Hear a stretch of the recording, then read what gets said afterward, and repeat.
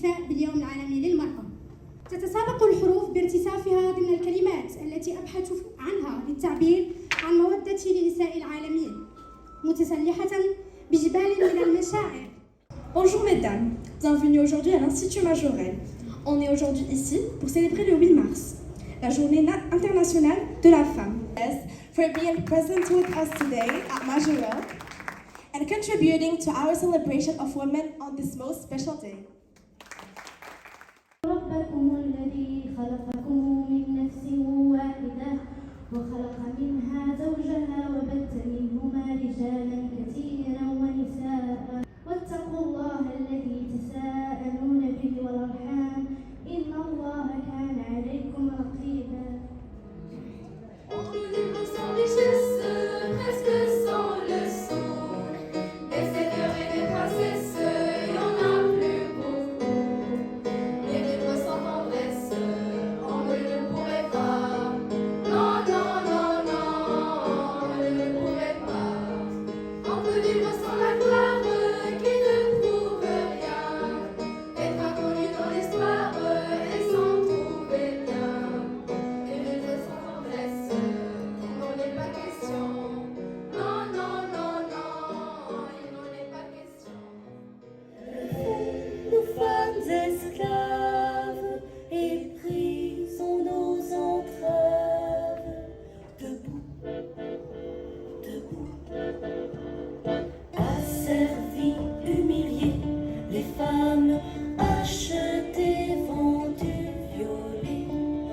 Dans toutes les maisons, les femmes hors du monde reléguées, levons nos femmes esclaves et brisons nos entraves. Debout, debout, seules dans notre malheur, les femmes, une, deux.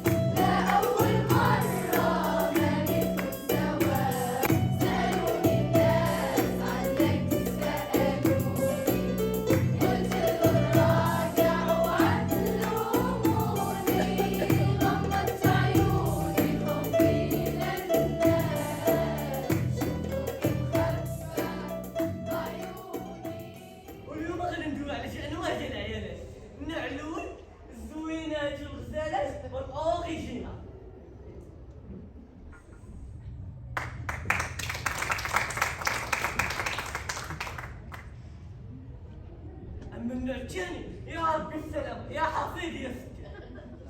شريح اتونسيون حطيني. ولكن معلول راه ما جامي يكون كامل، حداش كيبقى في الدار مقابل غير البيديكير والمانيكير كيليميني ما غطيني عندك صدق زيت يجيني. النوع الثاني الرجوله يوقع معك في الحلو والمر.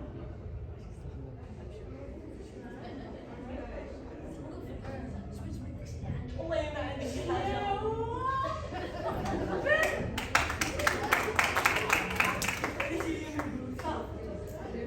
تشوفوا الجوج منك تلاقاو. بونجور كيفاش بونجور تقولي زرقتوني تحشيني حقبوني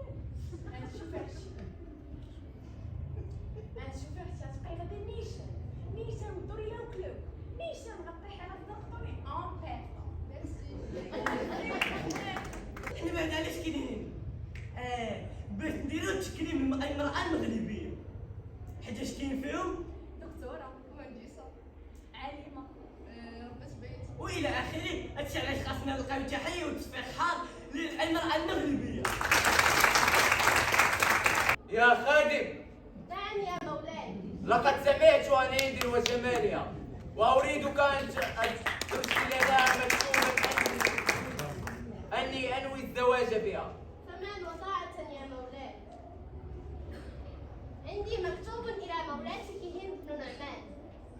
مولاتي لقد تحقق المراد، فإن رفض الخليفة يعتذر عندنا الدخول.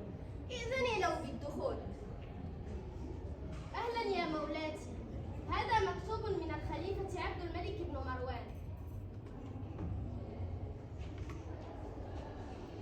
أخبريه أنني قبلت، شرط أن يحمل محملي هذا إلى بغداد. وأنت تضحكين يا هند رب ليلى، ترشك فيها أجسارنا نواحا. فما نبالي إذا أرواحنا سلمت مما فقدناه من المال والنسب. وهكذا غلب كيد هند ظلم الحجاج وبطشه، ومرغت أنفه في الرغام. لقد أخمدت فتنا، وسيرت فتوحا، وهزمت جيوشا، وغرقت وقتلت، وبنيت وهدمت، ومسكت الدنيا كلها بقبضتي، وما قهرتني إلا هند المؤلف.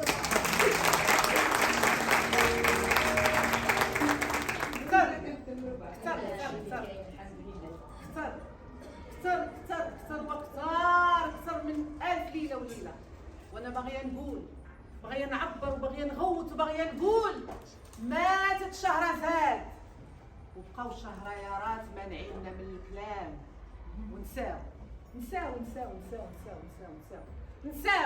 ونساو باللي الديمقراطيه مؤنث، التنميه مؤنث، الحريه مؤنث، والسعاده عباد الله مؤنث، الحياه مؤنث، والحب مؤنث ولا مؤنث؟ الحب. ايوا حبونا ونحبكم يا هاد الناس.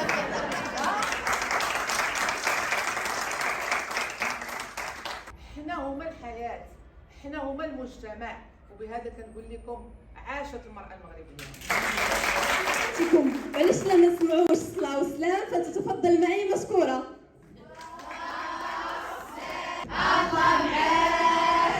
بعد الحوارات التي مررت بها قلت أنك تتغيبين عن الشاشة ولم تذكري السبب. لماذا هذا التحفظ، وما الأمر الذي يشعرك بعدم الارتياح؟ أنا حقيقة أنا ماشي غيبة، ما نقدرش نقول غيبة، الحمد لله كاين أعمال ديالي كدوز يعني، وكاين أعمال تصورت وباقا ما دازتش، ولكن كاين أنا كنهضر اون جينيرال، كنهضر عموما على الفنانة اللي كيخصهم يشتغلوا واللي كيعيشوا من هذه المهنة وما معطياهمش فرصة، بينما معطية إما شي وحدين موظفين خداو التقاعد وجاو كياخذوا بلاصه واحد الممثل اللي محترف اللي كيعيش من هذه المهنه وما عنده تقاعد، ما عنده حتى شي ضمانه. فهذا هو اللي كيألمني. وكما كنعرفوا أن البيئة المناسبة للعمل كتعطي إنتاجات وفيرة. بالنسبة لك ما الإنجاز التي تفتخرين به، وما هي البيئة المناسبة للعمل؟ الميدان صعيب ديال المسرح، وبالاخص في هذيك الظروف ديالنا كان صعيب لا ماديا ولا معنويا. دابا شيئا ما تحسنات الوضعيه، لا بغينا نقولوا ماشي بزاف، ولكن العمل يعني الا كنتي كتحبي واحد المهنه كتضحي بزاف د الحوايج، كتقولي هذا كيغطي على هذا. في جميع الميادين واللي عطات الكثير ثم الكثير ثم الكثير.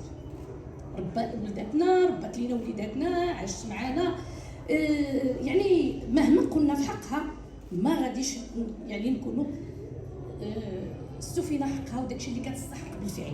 فغير هذه الوجوه المتواجده في القاعه وعلى راسهم الاخت او السيده الفنانه المقتدره نعيمه الياس، والسيده المقتدره الفنانه والمخرجه فاطمه بجيع، والاخ اللي هو دائما معنا. وانا كنقولها دائما لولا الرجل ما يمكنناش نزيدوا، والمراه عاود كذلك. اذا نحن الناس كامل. عجبني الحال وعجبني كيفاش الطريقه اللي صورنا فيها، وكنبغي نشكركم كاملين، وكنشكر مدرسة ماجوريل وكنشكر كاملين كاع الناس اللي وقفوا معايا. السلام عليكم. اول حاجه هي ان سنشكر معهد ماجوريل لهذه البادره الطيبه، وتنشكر بالخصوص النساء اللي حضروا اليوم كلهم، لان كنكونوا اسره التعليم. وملي تنقول اسره التعليم يعني اشراك الاطر التربويه والاداريه واولياء الامور. فانا